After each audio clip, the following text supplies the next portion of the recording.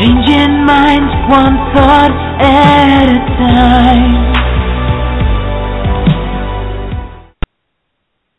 Good evening, everyone, and welcome to the Changing Minds Online Thursday Night Empowering Women series. If you were called in at 9 o'clock our normal time, we want to apologize for any inconvenience. We had technical issues tonight, and as a result, we are starting at 9:30.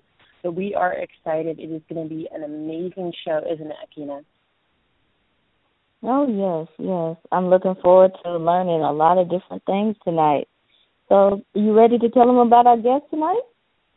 I am. So anyone who's been following our show from the very beginning knows that running is a big, big part of my life. You know, Akina and I have taken you guys with us on our journey. And if you're calling in for the first time, welcome. And you'll know by the end of the show tonight, running is a big part of my life. But, you know, when I first started this call, and Akina and I started this call, I was told everyone about my dream to run a marathon. And I took you guys with me on what it was like to run my first marathon and second marathon. And it was actually on this radio station that I made my public declaration that I was going to run 30 marathons by my 30th birthday. And that was, you know, at the age of 28. It was actually January of 2014. It was actually January 2015, it was this earlier this year that I made that declaration. And since then, I have run 8 marathons. And one of the benefits, one of my favorite things about running is actually the amazing people that you meet on your way. You know, there's something about runners that I just absolutely love. The determination and spirit, the, you know, desire to just test your body, to see what's the absolute most that you can do and what's the best you can become, the absolute refusal to accept just status quo, mediocrity is just not acceptable to marathon runners. And someone who I have looked up to, you know, my entire life, my entire marathon career is going to be on the call tonight. This person, I met her running, and it was my 6th marathon, and I met this person running, and I instantly was inspired by her story, by her courage, by her tenacity. This person decided that she was going to run 50 marathons in 50 states by her 50th birthday, and in just 4 short years, she's almost there. She's almost ready to meet that quest, and it is really with a privilege and honor. I bring my friend, one of my running mentors, and just someone I really look up to on the call tonight. Karen Murray, it's just an honor to have you on the call. Thank you. Thank you for having me on the show, Jess and Elena. Thanks for having me. Yeah, absolutely. You know, Karen, I'm just amazed by you. And, you know, it was actually one of the people who really just inspired me to just test my body, push my body to its limits. I know it was because of you I ran my first double marathon. I ran my first ultra marathon. And I just wanted to ask you a little bit to take us with you on your journey, you know, how you got into running and what it was about for you and what changed in your life and how you made this decision to do 50 marathons and 50 states by 50. I mean, absolutely incredible. Can you just please take us to a little bit about, you know, what your journey has been? Well, let's see. Runners really run for all different reasons, and sometimes those reasons can vary from time to time. So, like when I first started to run, I really was running just for weight loss. And I found that running was the fastest way to take off my weight. And then I decided to join the New Row Runners, and they have been an amazing group of runners, and they have inspired me. So I started running. I ran my first half marathon in May 2012. I did a Ragnar relay with them, and I was training at that point for my first half Ironman. And some of the New Row Runners had said, and I wasn't even thinking about a marathon at all at that point. And they're like, "We're going to Wineglass. Come with us to Wineglass. Run a 20-miler and then come with us." So I'm like, that was my first marathon. And I just couldn't believe how great it was to just throw on a pair of sneakers and run. So after doing my first marathon, I said, I need to do another one. I got to beat my time. So I did another one, and it just started growing from there. And it wasn't until I was a running bridesmaid for my girlfriend Julia, who is a huge inspiration in my running time, and she got married in Maui, so I went to Hawaii, and she was a marathon maniac, and that's where I first started learning about the whole world of Marathon Maniac, and then the 50 State Club. And 50 marathons in 50 states is not really unheard of because there is the 50 State Club, so there are a lot of people who are on the quest. But what's profound, I guess, what I have done and what people have been amazed with is that I have gone from a novice runner to, my quest of running 50 by 50, and I will hit that in June of 2016. It will be less than 4 years since my first marathon. And I'm excited to get there, and I know I'm going to get there because my just thinking positive and looking ahead, and running has been just an amazing quest just to help with just even self-limiting beliefs and what I could do or could not do, what was possible or impossible. So having run goals has just given me a lot of forward goals, and it's just allowed me to learn so much along this journey, whether it was organizing and planning for these marathons, having no fear of traveling and getting around to places. It's been a great journey of meeting great people along the way. I've really learned how to use positive affirmations to push away negative chatter, while running. And I've just been inspired by so many people, whether it's in the Marathon Maniacs, the 50 State Club, the Mainly Marathons, which is an amazing organized group of runs, which has enabled me to run, five marathons in 5 days in 5 states, and even 7 marathons. They have a 7-day series, and I was really inspired also for. A lot of my runs, I have raised money for charity, and that's I love giving back, whether it's through charity or to other runners. And so when I did my 5-day challenge, I raised money for Run for Brad.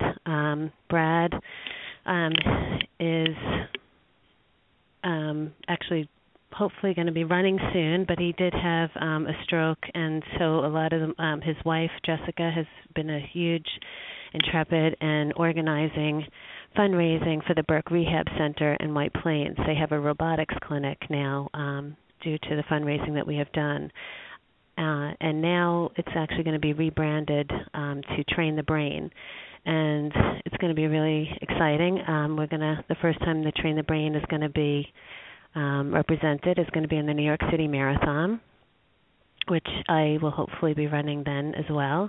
And the Train the Brain's mission is threefold. It's promoting brain health through exercise, funding research and treatment for brain repair, raising awareness about brain injury, stroke, and AVM. So like I said, Train the Brain was inspired by Brad, who was a marathoner and a father of 2 who survived a massive hemorrhage stroke caused by a ruptured AVM at the age of 37. And his recovery has truly inspired not just me, but thousands of people to exercise more, fundraise, and make brain injury, stroke, and AVM part of the national dialogue. And it helps a lot of people who are living with disabilities as well. The robotics clinic has done an amazing job. So not only am I on this quest, but it's running marathons, but giving back has been a real gift, and I. Yeah, Karen, that I love about talking about really just pushing yourself to the limits and really it being about giving back. And one of the things for me I experience as a runner is it becomes about more than just yourself, and whether or not it's giving back in the form of raising money or it's giving back and being that leader and that inspiration for someone to run. For me, I can certainly relate to that. And for me, having been diagnosed at birth with this set of neurological issues and knowing that running was probably the most unlikely thing I should be able to do. Just really standing up for me, it was standing up for everyone who has ever been told there's something they can't do and just saying, hey, you know what, I know that you can. And, like you, I kind of caught that running bug. And it's funny because I'm a novice runner myself. I ran my first marathon less than 10 months ago, and, I will be running my 9th marathon next weekend. It actually will be an ultra marathon. It'll be my 3rd ultra marathon. And like you, for me, it was really about releasing the limiting beliefs that I have around myself. For everyone, whether or not you're a runner or whether or not there's anything, whatever it is you want to do, whether or not you want to take your business to the next level, whether or not you want to create more income, whether or not it's in relationships, we all have limiting beliefs and self-doubts in some way that are really just preventing us from being the best, absolute best versions of ourselves. And Karen, like you, what I found is that when I push my body to its complete and physical limitation and just saying, what is the absolute most I can do? Well, that's really for me where that sense of freedom comes in, where you find this extraordinary sense of power and place to create from that you've never had before. And certainly for me, I found that in running, but it translated into all aspects of my life. And just running has helped me improve my friendships, improve my relationships, just increase my income. And like you talk about, that level of planning and organization, for me, I'm running 30 marathons in before I'm 30. For me, that was 30 marathons in 16 months. And like you said, it's that level of planning, that level of organization, that level of determination that it really requires in order to make that happen. And I just love, how you're talking about that. And I wanted to spend a little bit more time talking about really the mindset that's required to take something on, and really like how you go from, and I know, and I can talk about this too, how you go from that one marathon to, wow, I wonder if I can do a marathon, to, okay, I need to do it again. And maybe it's, I need to beat my time, until it's, this sense of, well, I just want to see how far I can go. And like you, like me, I know you haven't stopped at marathons, but you're also an ultra-marathon runner. And I believe 50-mile races is what you told me you've done so far. What type of mindset, what goes through your mind, what was going through your mind, and what continues to really, are you thinking about when you're planning this and when you're really deciding that you want to just see what's the absolute limit to what you can do? Well, that's interesting, because I haven't quite planned my 100-miler yet, or my 135, even though there are people in the Neuro Runners who are waiting to stand by and said that they're going to be supporting me doing Absolutely. either Badwater or Karen, the 135 we are definitely divide. going to be crewing each other. I know we are going to be crewing each other for sure in our first 100-mile races, and I want to just make that commitment on air in front of everyone who's listening in, that when you run your first 100 miles, I will be crewing you. And you will be crewing me. My only caveat to that, our only way out of that, is if we wind up running that 100-mile race together. And I would love to, you'll probably beat me to the finish line, so I'd love a hug from you when I get to the finish line, either because you ran there faster than me or you crewed me along the way. But, amazing. So, it's an exciting yeah, absolutely, girl. Hands down to you. I bow to you, because like we all established, I'm doing 30 by 30, you're doing 50 by 50, and you are faster than me, hands down, so I bow down to you on that. But, that again, on that mindset, as we're both sitting here and saying we're going to do 100-mile races, and absolutely it's in the future for both of us, and my guess is in the very near future for both of us. People listen and people hear that, and they think we're just nuts. People, how many times a day, right, do you hear, like, well, that's just not possible? And I have my answers as to what I do mentally to prepare. But, what about you? What do you do mentally to prepare yourself for that level of really exercise, or that level of commitment?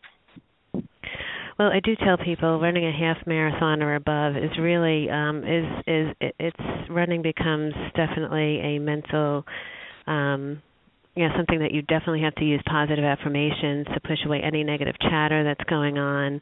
So I use phrases like, plant roses, don't pay attention to the weeds. What your mind believes, your body achieves. Like I use a lot of I've been working with the Neuro Runners and people in the morning who are either training for New York City or Chicago, and one of the things that I talk about is positive affirmations. And so we talk about just keeping a positive head at all times, saying to yourself that I am strong. And even if you have an injury that's coming on, you can say, I have strong knees, I have a strong and healthy back. Like, just think positive, so that if you stay positive, usually there's positive outcomes. You never really want to think negative or even use a negative affirmation at all. Like you don't want to say, "Oh, I wish that headache's not going to come on." You're going to say, "I have a strong, I have a strong head." There's nothing like you don't think about any of the negative at all, especially when running.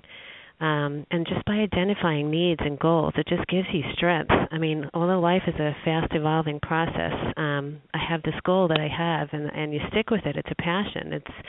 And I use running as a metaphor for many aspects of my life. I equate my own drive for my running quest and how I want to show up in life. It's how I want to turn out to be successful, or we all need challenges to keep growing and improving. And I like pushing myself into new boundaries and helping others to see their own potential and give them confidence as well.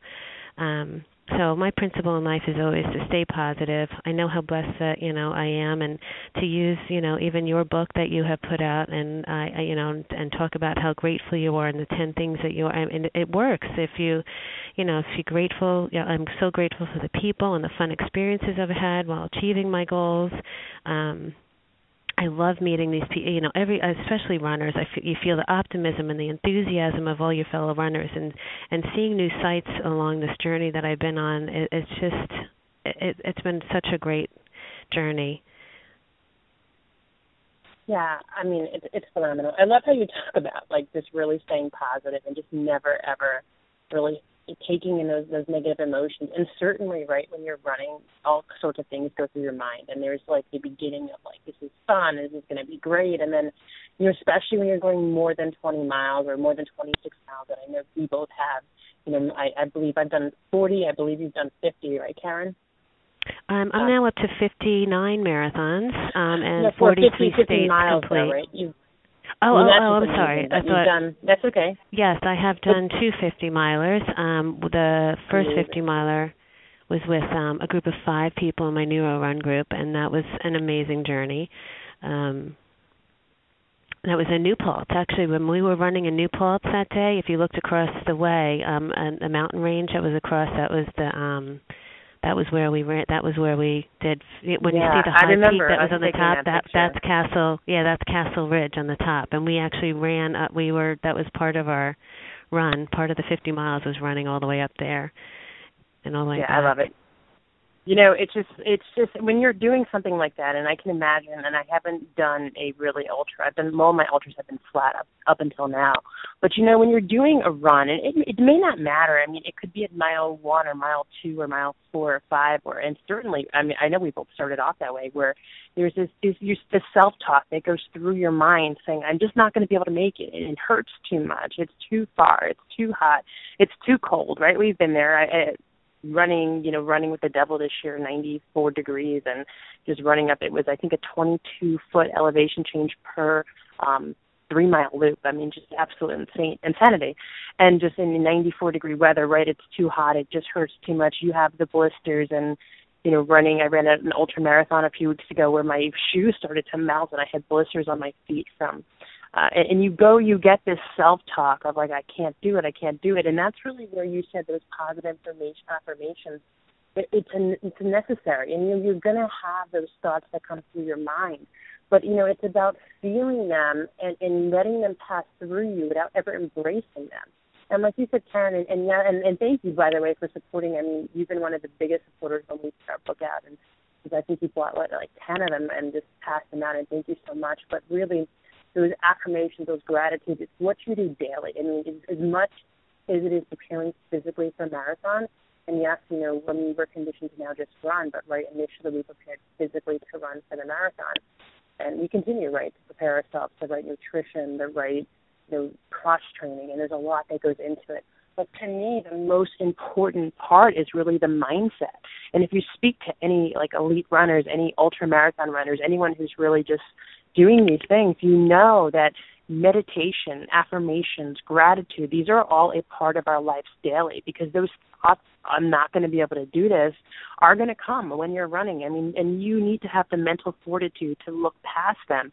And it's really about, when those subconscious thoughts come in, it's too hard, it's too challenging, that you programmed yourself to, I am love, I am bliss, I am peace. And, Karen, even in the last marathon, it was last weekend, actually, that we did together. And, if you are my testament. You were there when I was having a really, really rough race in the beginning of the course, and I was not recovered from the 40-mile race I did the week before, and I thought I was, and my body was falling apart.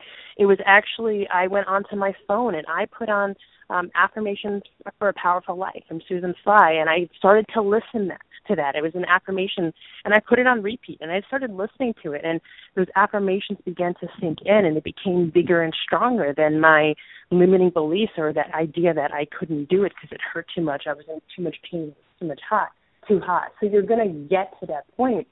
And I love how you talk about, Ken, it's really about what you're programming yourself beforehand to do. It's funny, and someone mentioned to me, even just the other day, someone said, well, what do you do, if you're running a marathon and it's raining? And I just started laughing and saying, well, we get wet. And it's really true.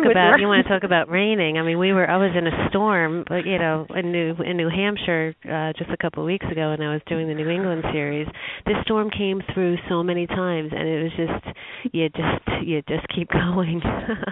Yeah, you just keep doing it. And it's funny because it's like, and everyone says, well, what if? Well, and I love you, like, the storm keeps coming. Well, in life, storm keeps coming. In the same way that you stay on a marathon course, right? You don't get off because you're getting wet. You don't get off because it's getting hard. You don't get it off the course because it's getting tough. I mean, and sure, right, there's times where you can't finish a race, and thankfully I know that thing hasn't happened to me yet, and I'm hoping to keep it that way. But like, even great runners sometimes do need to leave a course, and just kind of putting that out there. But in the same sense, right, in life, challenges come up.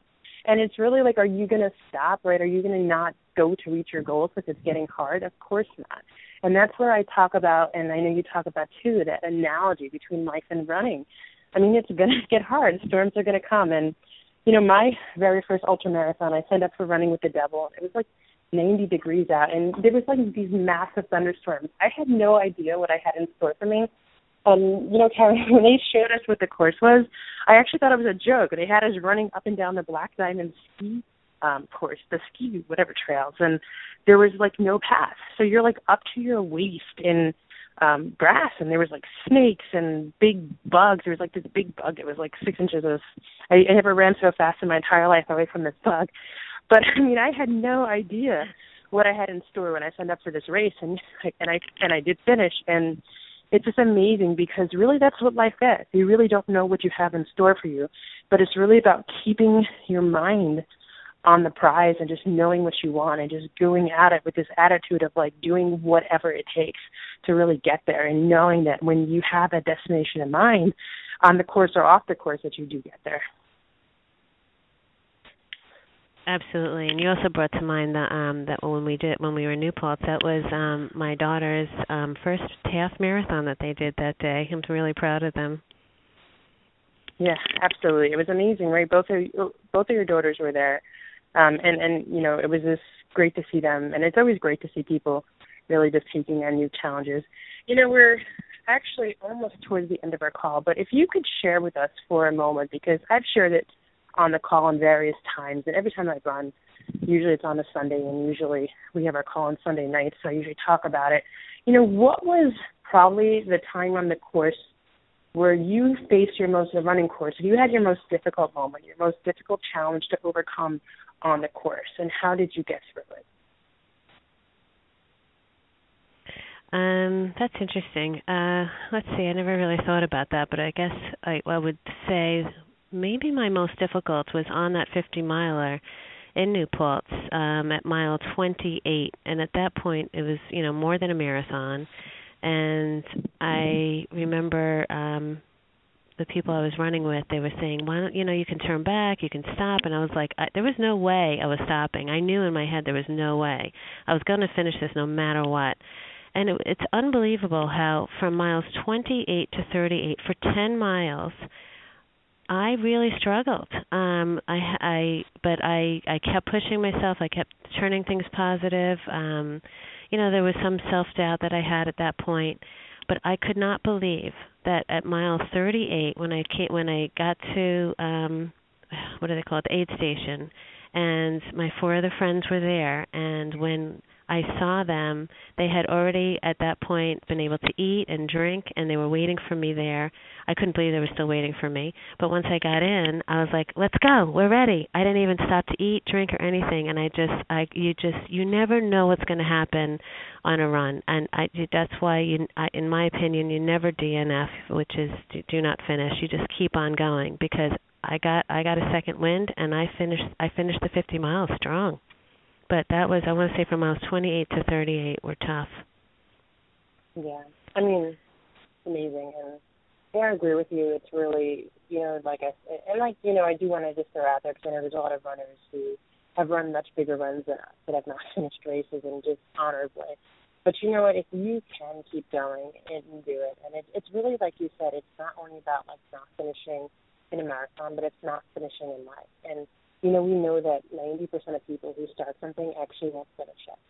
And the truth is that it's only really the 10% of people who wind up finishing their goals that really wind up creating the life of their dreams. And whether or not, you're a network marketer and stuff, starting a new business, or you're starting a 90-day game plan, you're starting a new diet, you're starting a new exercise routine, no matter what it is that you're starting, finish it. Go in with the intention of making sure that you're not, just getting to that start line, intend to go to the finish line.